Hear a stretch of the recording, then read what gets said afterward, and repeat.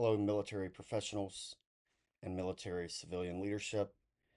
My name is Sergeant First Class Morgan, but many of my friends and family refer to me simply as Mike. This presentation is geared towards Army/military leadership, but it is also beneficial for leaders in various roles in the civilian sector as well. I've been in the Army since 2008, leading at various levels from detachment to brigade, and today we're talking about coaching, not the kind that yells from the sidelines, the kind that empowers your soldiers or your personnel to own their own growth as individuals. We'll cover Stanier's 7 questions tied to Army principles. By the end, you'll have a toolkit to build stronger teams. How's that sound? Sound good? Let's move forward. I pose this question for you. What if your leadership could unlock potential in every soldier, regardless of your leadership approach, your leadership style, or your ability to navigate appropriately between those approaches and styles, depending on the context or the individual that you are seeking to lead? Well, that's coaching. An Army training publication 6-22.1 calls it essential for development. It helps clarify goals, uncover barriers, and follow up. Think of it like physical training. Consistent practice builds strength. We'll use Stainer's questions to make it simple and powerful. No fluff, just results. New leaders in the United States Army, or any other branch of the military for that matter, or any civilian sector leadership, even, often face a range of challenges, including overload, uncertainty, complex team dynamics. These challenges can make the transition into leadership roles feel overwhelming because when you're in a leadership role, you are a leader of people. You are managing tasks, but you are leading people. Coaching offers a structured, supportive approach to help leaders navigate these challenges more effectively. In this presentation, I'll be drawing from the Army Doctrine, Army Training Publication 6-22.1, and Michael Stainer's The Coaching Habit. This presentation aims to equip leaders with practical coaching tools that foster self-awareness, build competence as a leader and in one's team, and enhance overall team performance. It's important to understand that coaching is not just a leadership tool. It is a mission critical capability that aligns with Army values and enhances overall readiness from a holistic standpoint. Just as within the civilian sector, mid level Army leaders often encounter significant hurdles as they transition into new roles because they are no longer only responsible for themselves or their own output or production, but of their team and their subordinates. These include managing increased responsibilities, balancing administrative tasks with soldier welfare, and navigating interpersonal conflicts within team dynamics. Overload from competing demands can lead to burnout, while uncertainty about leadership expectations can erode confidence. ATP 6-22.1 emphasizes the importance of coaching to address these issues by enhancing performance and fostering development as a team and as individuals. Coaching provides a framework for leaders to reflect, prioritize, and take action, turning challenges into opportunities for growth. And I'd like to add, when you see conflict from the right perspective and you see conflict as opportunity instead of just opposition, it can change your world and the world of the people around you. The Army Leadership Framework is be, know, do, and its doctrine and principles are about coaching versus mentoring versus counseling and coaching competencies and activities. The Army Leadership Framework, which is outlined in ADP 6 22, is built on the principles of be, know, do. B refers to character and values. Know encompasses skills and knowledge, and do emphasizes action and leadership behaviors.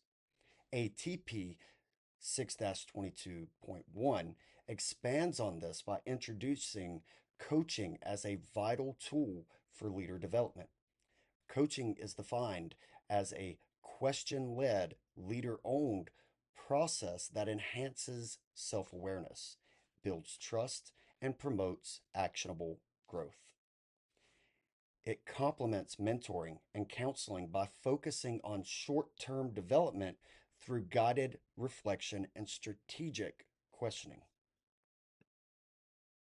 There is no doubt that understanding the distinctions between coaching, mentoring, and counseling is essential for effective leadership, especially in the realm of military leadership. Coaching is a short term, question driven process that empowers leaders to take ownership of their own development, their own personal growth and development, right? Mentoring involves long term guidance and experience sharing, while counseling is more directive, focusing on performance and correction. ATP 6 22.1 emphasizes that coaching should be supportive rather than prescriptive by fostering motivation and self directed growth. By applying coaching appropriately, leaders can build stronger relationships and enhance overall team performance, thereby enhancing the mission holistically. TP 6 22.1 outlines key coaching competencies and activities that form the foundation of effective coaching.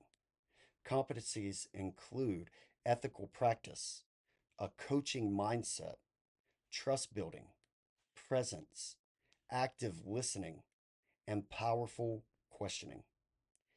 The 8 coaching activities are building rapport, gathering information, analyzing data, addressing the gaps, narrowing the focus, setting goals, planning the development, and promoting action.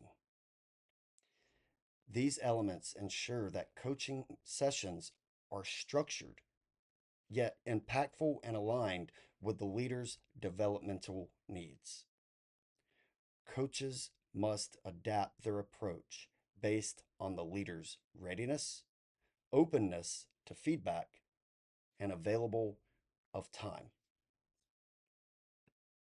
In this section, I'll provide an overview of the 7 essential questions and application of those 7 questions in Army leadership. Michael Stanier, the author of The Coaching Habit, introduces 7 essential questions that transform leadership conversations. Those questions are: 1. What's on your mind? 2. And what else? 3. What's the real challenge here for you? 4. What do you want? 5. How can I help? 6. If you're saying yes to this, what are you saying no to? And 7. What was most useful for you? These questions promote curiosity, reduce the impulse to give advice, and encourage leaders to reflect and take ownership in their own personal growth and development. They align closely with Army coaching principles, making them highly applicable in military leadership contexts. If you look at them closely and examine them, each of Staner's 7 questions can be directly applied to Army leadership scenarios. For example, what's on your mind initiates meaningful dialogue, cutting through the fluff as aligning with ATP 6 22.1's emphasis on open communication. And what else encourages deeper exploration, supporting the uncovering of developmental barriers. What's the real challenge here for you helps leaders focus on core issues rather than symptoms. What do you want clarifies goals and motivations. How can I help offers support without fostering dependency. If you're saying yes to this, what are you saying no to? Assists in promoting strategic decision making. And finally, what is most useful for you reinforces learning and reflection. These questions serve as practical tools for coaching and daily interactions for civilian and military leaders. Michael Stanier's The Kickstart Question, essentially saying, let's kick this off strong. The Kickstart Question is, what's on your mind? Simple, right? But profound and powerful as it cuts through the small talks, the nicety, and zeroes in on the essentials. What's on your mind? In ATP 6 22.1, counseling tells us that it starts with listening. And this question does exactly that. Imagine a soldier that is stressed about PT scores or something. You ask this question, what's on your mind? And you uncover deeper issues like family stress, financial stress, life stressors in general that may be on their mind, preventing them from doing as well on the PT score as you know that they could be. And they need that higher PT score to get that next promotion, make more money. But that promotion doesn't just come with more money, it comes with more responsibility and leading other people. So you want to exhibit being a good leader. Boom, real coaching begins. So use this question daily. What's on your mind? It saves time and builds trust. Michael Stainer's The Awe Question. Have you ever felt like the first answer you receive from someone isn't the best? There's more to it. And that's where this question shines. And awe stands for and what else? It pulls out more ideas like peeling off layers of an onion. And just like in the ATP, it stresses exploring barriers. Say a leader struggles with team morale.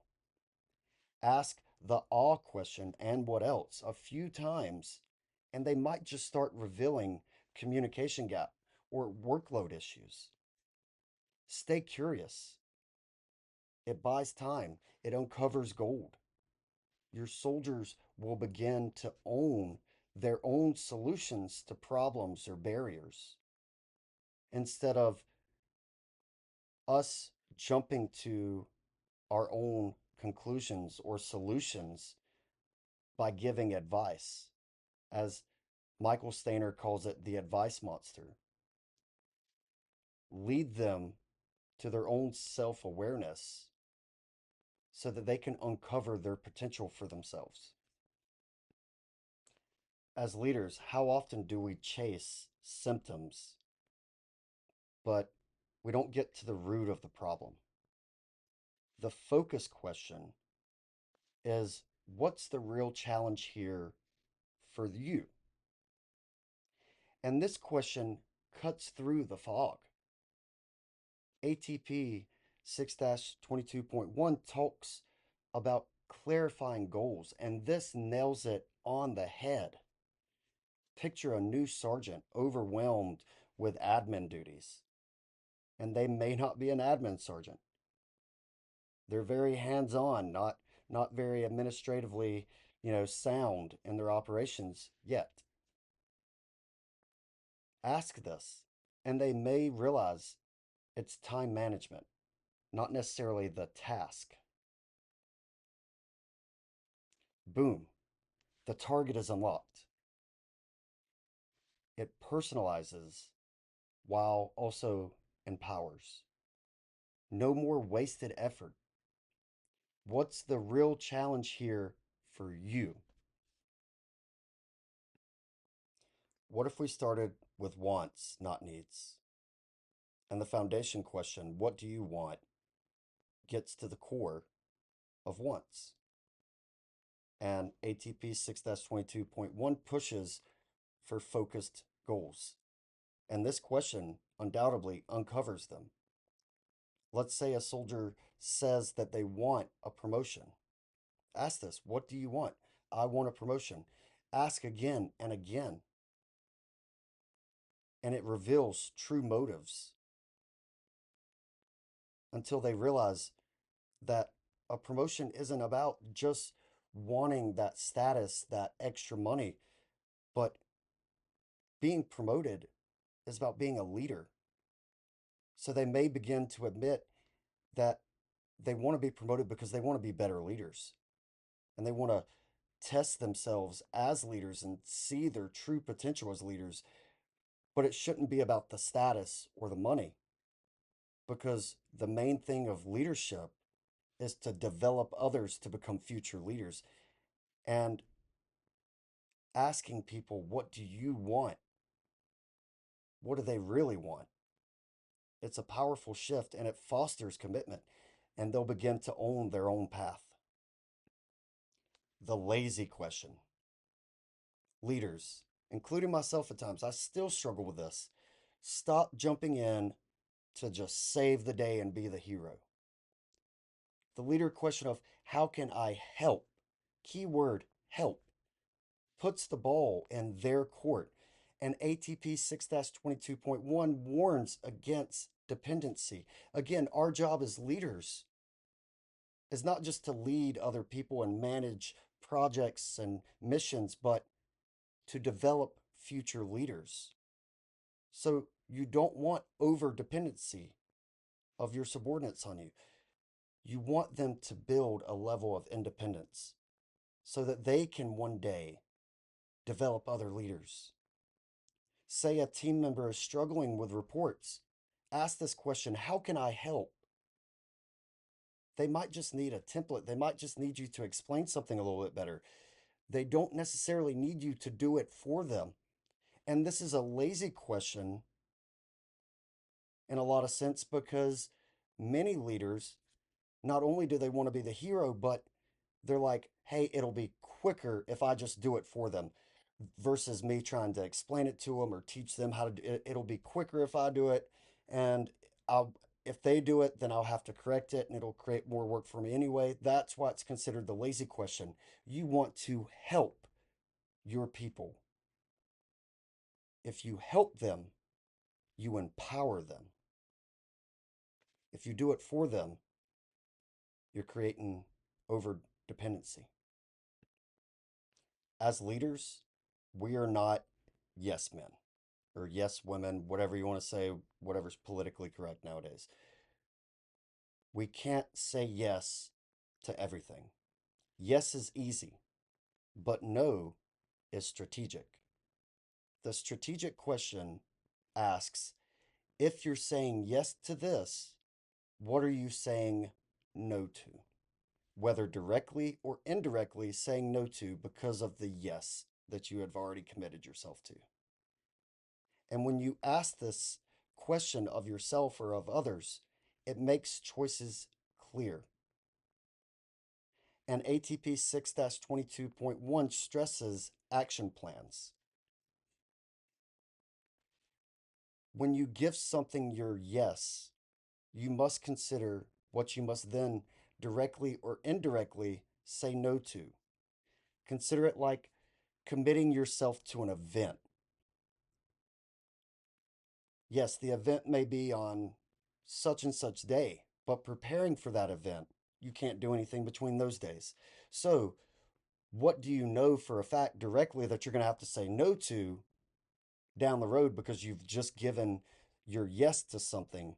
But also consider what indirectly you're not thinking of in that moment that you must now say no to because You've already given something else your yes, and giving anything else your yes after that would create an overload.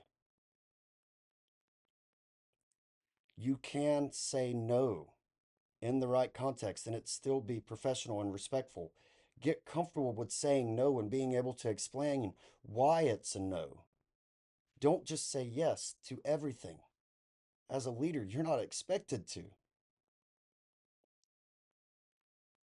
Because if you're committing to extra training, if you're committing to this, that, or the other, what's getting dropped?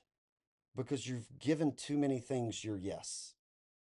This question sharpens the focus and it focuses leaders on leading with intent instead of leading in a reactionary sense. Let's wrap up strong. The learning question: what was most useful for you? It locks in the lessons learned. And the ATP 6-22.1 emphasizes reflection. And this question does that. What was most useful for you? After a debrief, ask,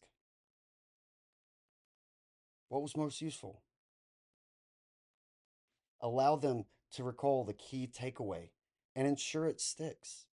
You're not just leading, you're teaching growth and continuous growth. Throughout my military career for 17 plus years now, I've had counseling sessions with other leaders. I've been counseled by other leaders. I've counseled others. But you know, one thing that always seemed 9 times out of 10 to never occur in counselings: the follow ups. The follow ups are just important. Are you ready to transform your leadership? These questions are now in your toolkit. It is up to you to utilize them or not. I've already explained how they are rooted in Army doctrine and so on, about building resilient teams and fostering leadership and leadership development. Practice one question a day or one question per week even, and watch the change. You're equipped now, so go lead. Start small, build big. You're ready. In this section, we'll be looking into establishing coaching habits and integrating coaching into IDP development. Building a coaching habit, again, it's a habit, requires identifying triggers and breaking away from old patterns or practices into new behaviors and having them become consistently habits. Stanier emphasizes starting small and integrating questions into daily conversations. And ATP 6-22.1 supports this through experimental learning. Leaders should reflect on interactions, adjust their approach, and reinforce positive behaviors. By committing to one question at a time, leaders can gradually develop a robust coaching habit that enhances their overall effectiveness and strengthens their team dynamics.